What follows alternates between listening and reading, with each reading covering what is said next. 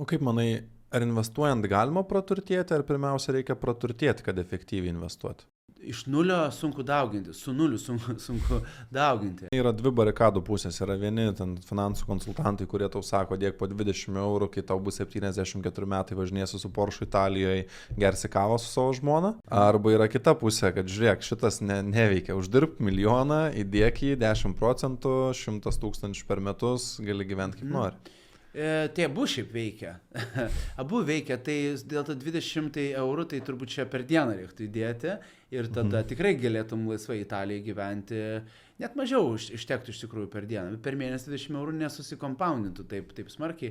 Šiaip yra visi tie skaičiuotuvai ir panašiai, gali paskaičiuoti, kiek, dedi ir kaip ten kompaudinas ir panašiai. Tiesiog turi mokėti atsidėti kažkokią nedidelę dalį, ar 10, ar 15, ar 20% investavimui ir tada savo pasistarysi kažkokią gerą ateitį arba galbūt apsisaugosi nuo rizikų.